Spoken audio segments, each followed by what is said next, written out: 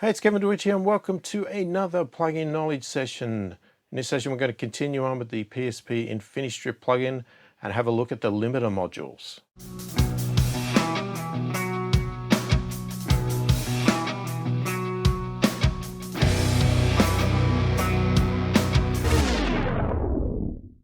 So firstly, if you are new to my channel and new to my videos and you like what you see, please click the thumbs up, subscribe to the channel, click the notification bell to be notified of all my future videos. So limiter modules in PSP InfiniStrip, we've got a couple of options here. From my testing out here, it seems to be more of a limiter used in the mixing stage as opposed to mastering.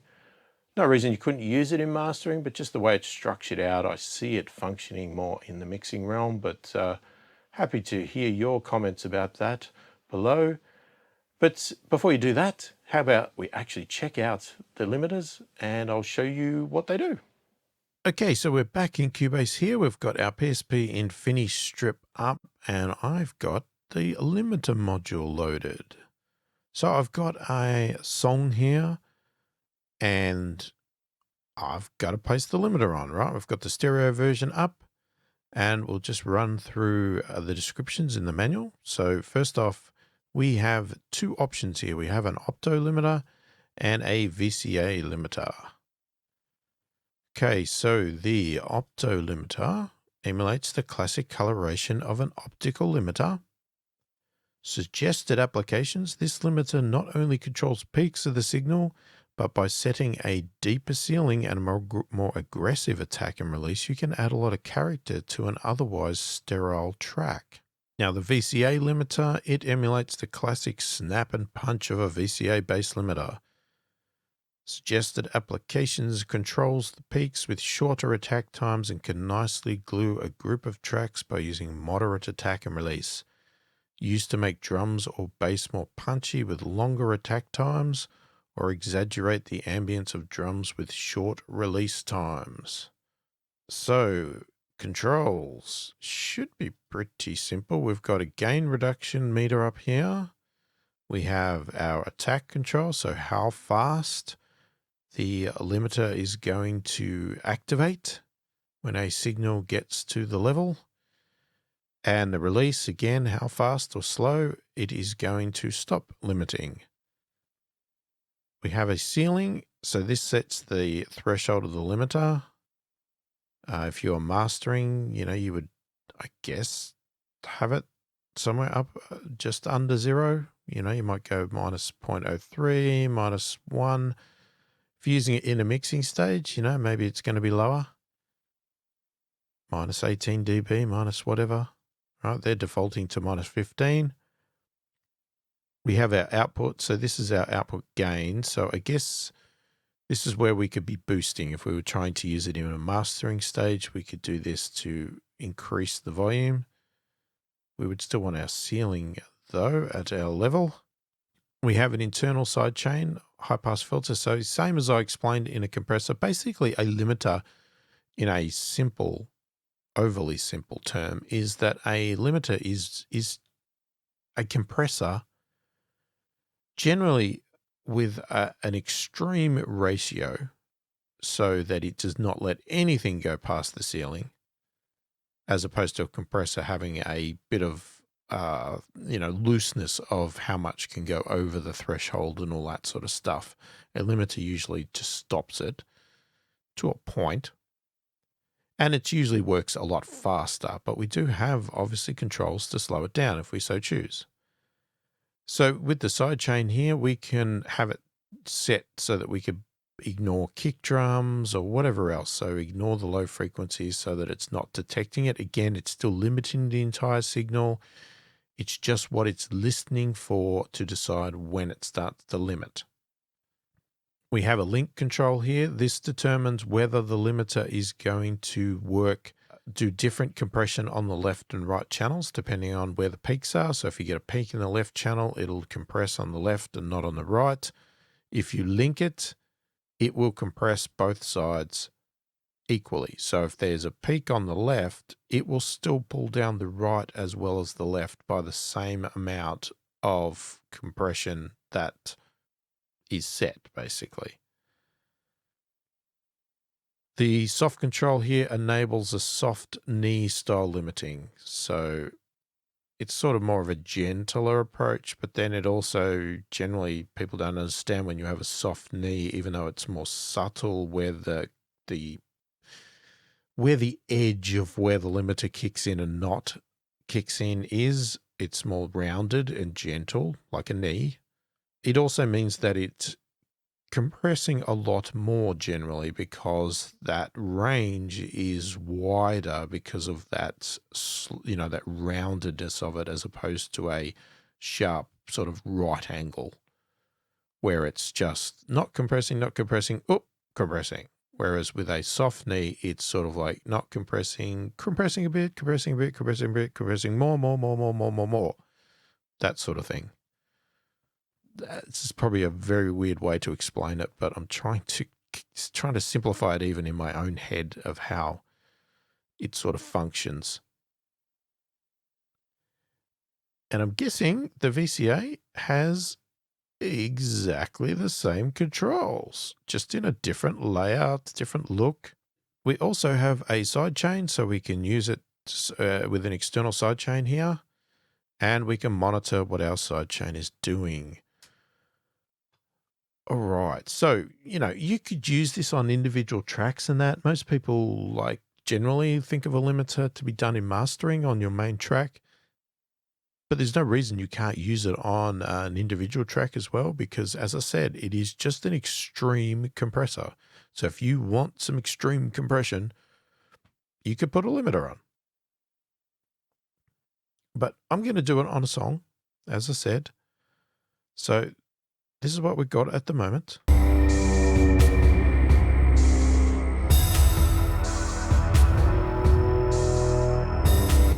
So if we bring it in here, we are heavily compressing already because of the ceiling.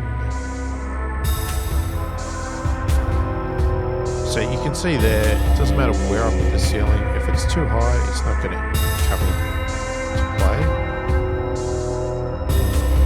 Find a spot.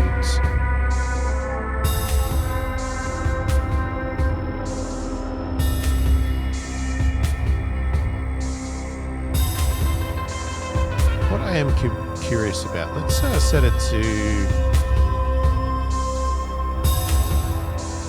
all right, let's go to -1.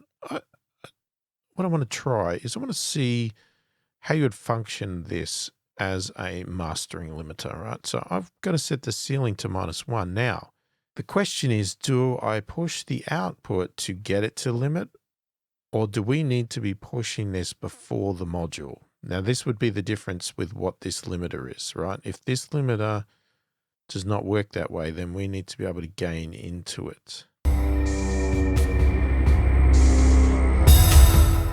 Yeah, so let me turn that down. You'll see this output has no impact on this meter.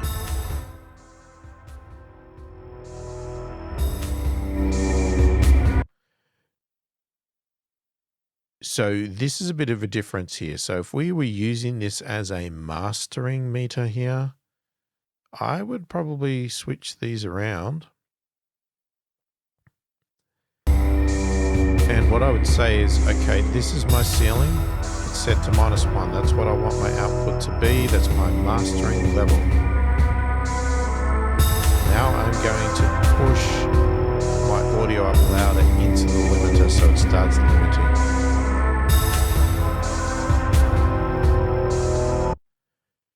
That's on the basis that you are using this as a mastering limiter and you want your ceiling to be -1. You want your audio hitting -1. That's what you're going to do.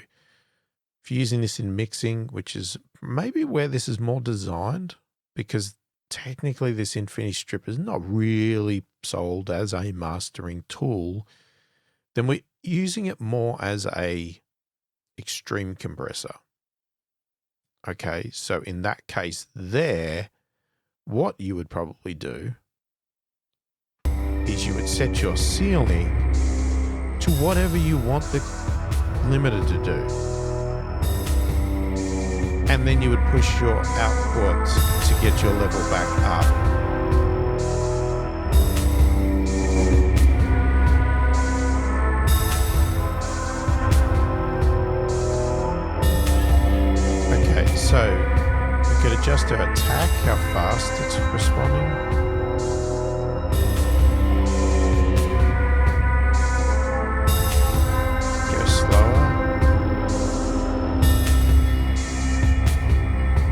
we wanted to get rid of some of the peaks, then you'd probably go with a faster attack.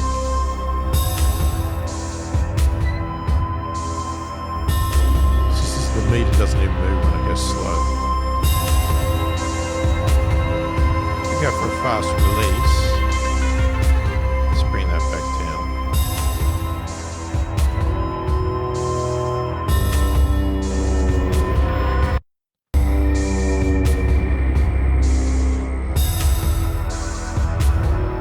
So you can see it's responding a lot to the sort of drum, kick, tom, that sort of thing.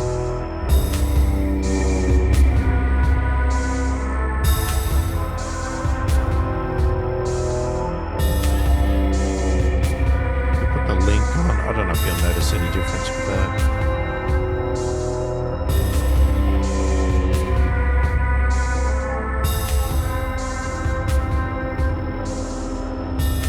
So, see, if you watch the meter,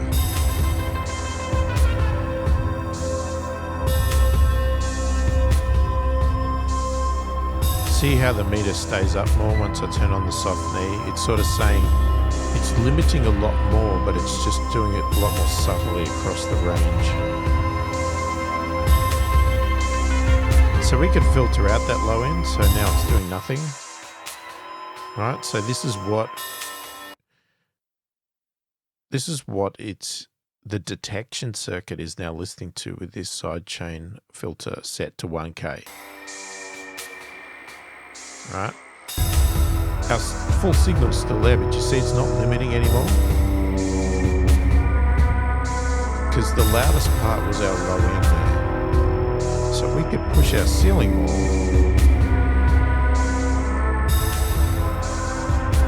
We're only responding to the top end.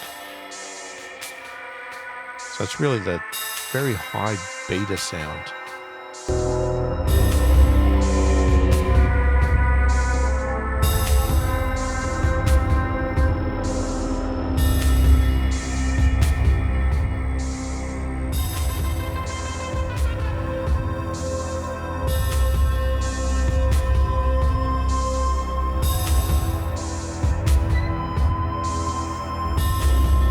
All right, so let's flick between the two now.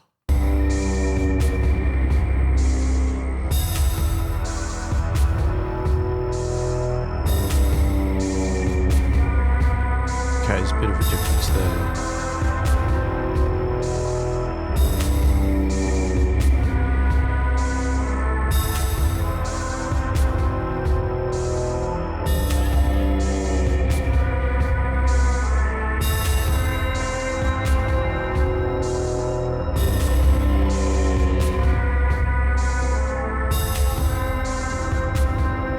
Sounds smoother, but it's also smoothing the drums a bit.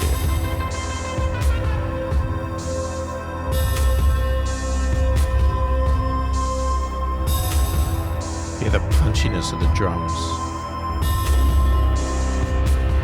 as opposed to there, it's more smooth, round. It's like it's got a blanket over it.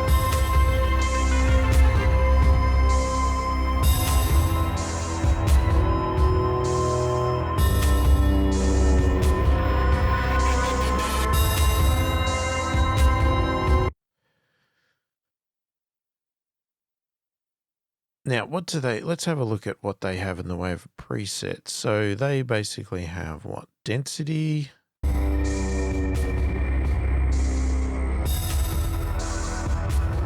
Okay, so they got it set to -18, right? Now, okay, presets with these limiters here work the same as presets with a compressor. They do not know how loud your audio signal is.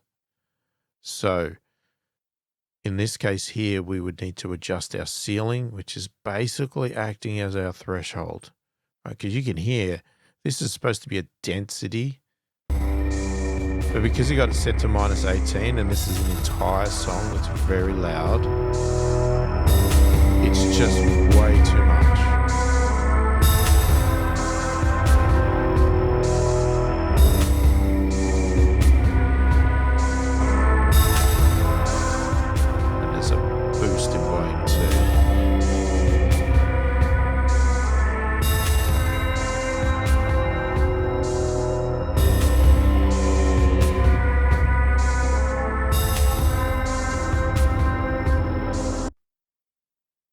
I mean, it adds density, but it's really loses a lot of impact too. So full bass control. Yeah, not really sure the point of that one. Almost brick wall.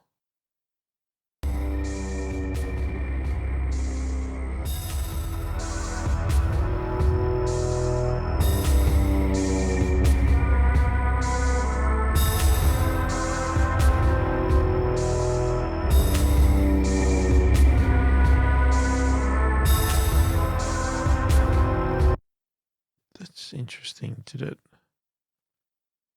Okay, it keeps the settings. It's just, it remembers me having density on that module and almost brick wall, but the settings have actually remained the same, so that's fine. A little smash.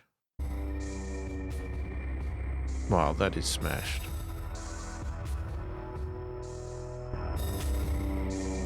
There's a really nasty distortion in that. Let me boost it. You can really destroy a song with this.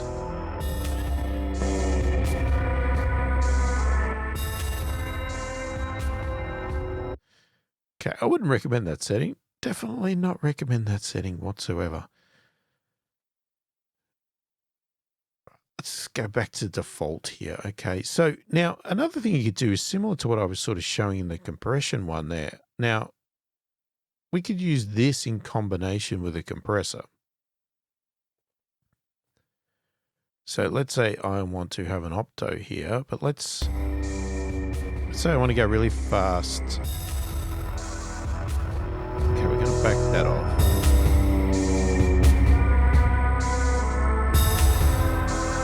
I'm just going to take the peaks off, right? Oh, it'll go a bit harder.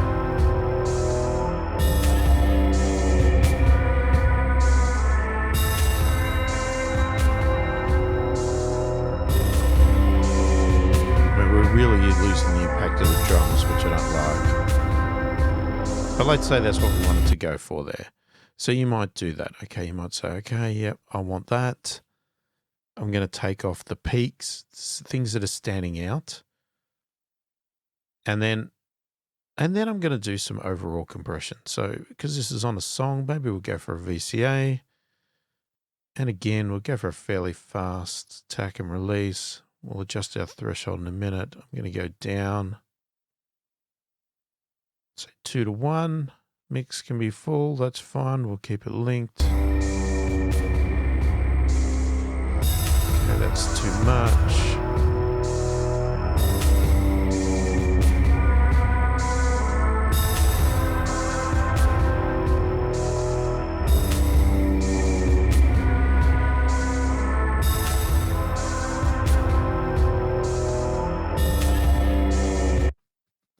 So in this case here, we're going for a double compression type technique, but we're using the extreme limiter on the start to knock off the peaks. You could do the opposite as well. You could put this after the compressor, do some subtle compression to just bring things in, and then just tighten it up even more with the limiter, right? Your options, you know, are entirely up to you what you want to get out of this. Right, that still might be a bit hard there.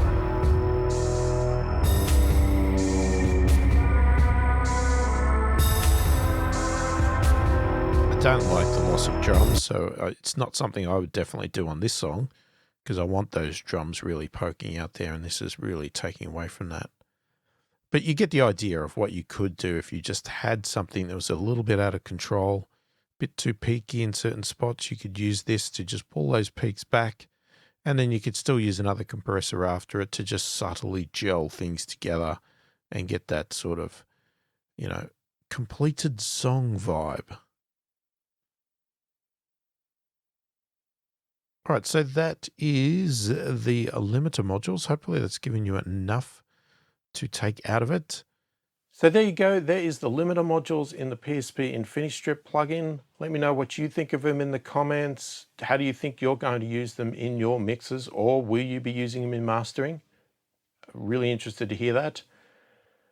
Would you like any additional models added, limiters, any other vintage styles or modern styles, anything like that that you wish was added to the plugin? Love to hear your opinion on that one. And if you do have any questions about it, please do put it in the comments below. If you did like the video, then please click the thumbs up, subscribe to the channel, click the notification bell to be notified of all my future videos. Hopefully the video has been helpful. I thank you for watching, and I will catch you in the next one.